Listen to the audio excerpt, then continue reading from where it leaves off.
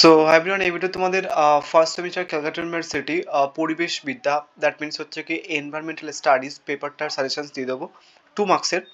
So already কিছুদিন আগে মানে কালকে আমি তোমাদের ইউনিট 3 থেকে 2 মার্কসের কোশ্চেন্স দিয়ে দিয়েছিলাম, দেন সেখানটায় তোমাদের বলেছিলাম যে তোমাদের 2 মার্কসের কোশ্চেন্সগুলো কিন্তু একটুখানি এলাবোরেট করে করতে হবে। যদি তুমি এলাবোরেট করে না করো তাহলে কিন্তু সমস্যার মুখে পড়বে। তার একটা বেসিক কারণ সেটা হচ্ছে কি যে মানে এইভাবে মানে পার্টিকুলারলি তুমি অন্য অন্য পেপারসের ক্ষেত্রে আমি তোমাকে বলে দিতে পারবো যে 15টা কোশ্চেন্স করে তার মধ্যে থেকে তুমি কমন পেয়ে যাবে, বা 20টা প্রশ্ন বললাম যে তার মধ্যে থেকে তুমি কমন পেয়ে যাবে।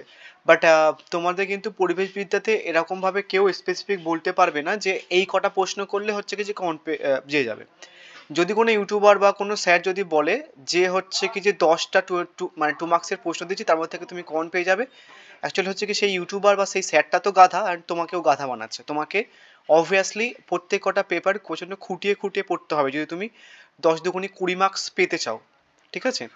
আদারওয়াইজ কিন্তু তোমার সমস্যার মুখে পড়বে। অ্যান্ড তুমি যদি 2 মার্কসের প্রশ্নগুলো, আমি 2 মার্কসেরগুলো একটুখানি এলাবোরেট করে এতবার করে ভিডিও পোস্ট করছে কেন, আমি যাচ্ছে তাই ভিডিও পোস্ট করি না, 2টো করে 3টো করে প্রশ্ন নিয়ে ভিডিও পোস্ট করি না। সো এতগুলো পোস্ট করার কারণ 2 মার্কসের প্রশ্ন করলে তোমাদের কিন্তু 5 মার্কসেরও প্রশ্ন কাভার হয়ে যাবে। তার একটা বেসিক কারণ তোমাদের কিন্তু 5 মার্কসের প্রশ্নগুলো স্পিডভাবে আসবে, কারণ হচ্ছে কিছু 1+2+2।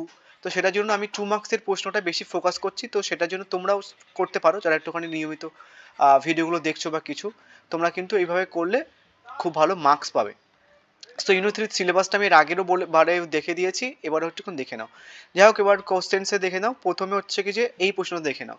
এটা আই থিঙ্ক তোমাদের এর আগের ভিডিওতে, কালকের ভিডিওতে দেখেছি, এবং সমস্ত ভিডিও তোমরা একটা প্লে লিস্টে পেয়ে যাবে। প্লে লিস্ট বানিয়ে দিয়েছি তোমাদের আমি এই বছরের জন্য, 2025-এর জন্য। ওখানটা পেয়ে যাবে। এই প্রশ্নটা প্রথমে রাখার একটা বেসিক কারণ সেটা হচ্ছে কি যে একটা কথার কতগুলো মানে দেখো, প্রচলিত, চিরাচরিত, ঠিক আছে? এর দুটো মানে, কালকে কিন্তু আরো দুটো মানে বলেছিলাম একটা কথার, ঠিক আছে? নেক্সট, অপ্রচলিত বা অচিরাচরিত শক্তি কাকে বলে? তো দুটোরই এখানটায় সংজ্ঞা রয়েছে, দুটোই সংজ্ঞা একটুখানি পড়ে নিও, বেশি বললে যদি আমি তাহলে কিন্তু তোমাদের এ হয়ে যাবে। অ্যান্ড কনভেনশনাল অ্যান্ড ট্র্যাডিশনাল, ঠিক আছে, মানে একই কথা। প্রচলিত এবং চিরাচরিত, কনভেনশনাল এবং ট্র্যাডিশনাল একই কথা কিন্তু। নন কনভেনশনাল বা আনকন্ডিশনাল একই ব্যাপার কিন্তু, ঠিক আছে? তা দেখে নিও, ইংলিশ ভার্সনও দিয়ে দিয়েছে। অ্যান্ড নেক্সট হচ্ছে কি তোমার অপ্রচলিত শক্তি দুটি উৎসের উপর টিকা লেখো, ঠিক আছে? যে কোনো দুটি উৎস এবং তার উপর টিকা লিখতে হয় তোমাকে।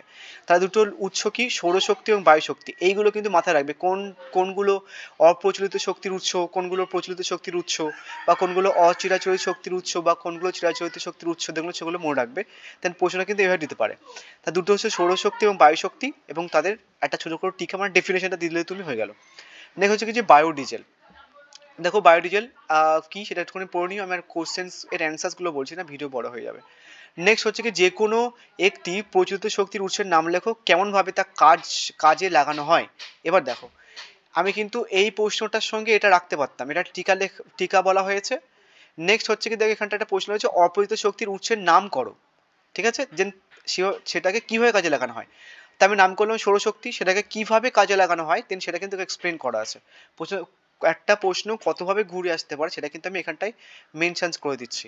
অ্যান্ড আরেকটা জিনিস তোমাদের বলি, আমি হচ্ছে কিছু এমন করি না যে নোটস সেল করার জন্য, যে কিছু কোশ্চেন্স আমি এমন রেখেছি যেগুলো তোমরা নোটস বিক্রি করবো সেই নোটসের মধ্যে পাবে, অ্যান্ড বাদ বাকি আমি তোমাদের কিছু কোশ্চেন্স এখানটায় পোস্ট করছি, এমন আমি করি না, ঠিক আছে? যেগুলো আমি ওদের দেবো দেন সেগুলো তোমাদের কিছু কিছু ভিডিওতে পোস্ট করে দেবো। আর মানে একটা জিনিস পাবে সেটা হচ্ছে কি ওরা পিডিএফ আকারে পেয়ে যাবে, ঠিক আছে? যারা নোটস কিনবে তারা পিডিএফ আকারে পেয়ে যাবে, তোমাদের একটুখানি কষ্ট করে খাতায় লিখে নিতে হয়, বা তুমি যদি নাও লেখো একটুখানি রিভাইজ করে নিয়ে হতে হবে, ঠিক আছে? যারা নোটস নেবে সমস্ত ভার্সের নোটস ইংলিশ প্লাস বাংলা ভার্সনে পাবে, এই জন্য আমার হোয়াটসঅ্যাপ করতে পারো। এনিওয়েজ, নেক্সট হচ্ছে কি তোমার পুনর্বীকরণযোগ্য শক্তির উৎসগুলোর নাম লেখো। এটা আই থিঙ্ক কালকেও দিয়েছি, সৌরশক্তি, বায়ুশক্তি, জলবিদ্যুৎ শক্তি ইত্যাদি। কিছু কিছু প্রশ্ন তোমাদের কনফিউশন ক্লিয়ার করার জন্য আমি প্রত্যেকটা ভিডিওর মধ্যে রাখবো যে কোনগুলো পুনর্বীকরণযোগ্য, কোনগুলো অপুনর্বীকরণযোগ্য, দেন সেগুলো কিন্তু তোমাদেরকে মানে ভিডিওর মাধ্যমে হচ্ছে কি যে একদম কনফিউশন ক্লিয়ার করে দেওয়া হবে। নেক্সট হচ্ছে কি যে পুনর্বীকরণযোগ্য যে কোনো দুটি শক্তির সম্পর্কে লেখো, তাহলে পুনর্বীকরণযোগ্য শক্তি কি, বায়ু শক্তি এবং হচ্ছে সৌরশক্তি, ঠিক আছে? এবার দেখো, এই যে পুনর্বীকরণযোগ্য এবং এখানটায় দেখো হচ্ছে কি যে কোথায় প্রশ্নটা, এই যে অপ্রচলিত শক্তি, এই ব্যাপারটা কিন্তু একই, বোঝা গেছে? তো এই যে কনফিউশনগুলো তোমাদের হবে দেন সেটা কিন্তু এই ভিডিও দিয়েই তোমাদের ক্লিয়ার করতে হবে। নেই জৈব গ্যাস কি, একটু উদাহরণ দাও, ঠিক আছে? যেটা জৈব গ্যাস সেটা তোমাকে মানে ডেফিনেশন বলতে হবে। নেক্সট সাথে হচ্ছে কি তোমাকে একটা এক্সাম্পল দিতে হবে, মিথেন। নেক্সট নবীকরণযোগ্য শক্তি এবং অনবীকরণযোগ্য শক্তি কাকে বলে, এটা আই থিঙ্ক কালকেও দিয়েছি। ডিফারেন্ট ভাবে ডেফিনেশন আছে, যেটা তোমার পছন্দ সেটা মুখস্থ করতে পারো। গ্রিন এনার্জি কি, ঠিক আছে, দেন গ্রিন এনার্জি ব্যাপারটা তোমাদের দিয়ে দিয়েছি আমি। নেক্সট হচ্ছে কি তোমার জীবাশ্ম জ্বালানি কাকে বলে, ওকে। নেক্সট অপরিচিত শক্তি কাকে বলে। তারপর হচ্ছে কি দেখো আড়াবাড়ি প্রকল্প কি জন্য বিখ্যাত, এটা দেখো 1 মার্কসের জন্য হচ্ছে কিছু আসবে। আদারওয়াইজ আড়াবাড়ি প্রকল্প কিসের জন্য বিখ্যাত, সেখানটায় কোন কোন জিনিসপত্রগুলো পাওয়া যায় সেটাও কিন্তু ট্যাগ করে দিতে পারে, বা কয় প্রতিষ্ঠিত হয়েছিল বা কিছু, দেন সেভাবে দিতে পারে কিন্তু, বোঝা গেছে। আড়াবাড়ি প্রকল্প কোথায় চালু করা হয়, তাহলে দুটো কম্বাইন করে দিতে পারে এই দুটো প্রশ্ন, ঠিক আছে। আড়াবাড়ি প্রকল্প কি জন্য বিখ্যাত এবং আড়াবাড়ি প্রকল্প কোথায় চালু করা হয়েছে, দুটো কম্বাইন করে দিতে পারে, মানে একসাথে দিতে পারে। বা আড়াবাড়ি প্রকল্প কবে চালু করা হয়েছে, এভাবে দিতে পারে। বন ব্যবস্থা ক্ষেত্রে এনটিএফপি এর পূর্ণরূপ কি, এনটিএফপি এর ফুল ফর্ম বলতে হবে, নন টিম্বার ফরেস্ট প্রডিউস, বুঝা গেছে।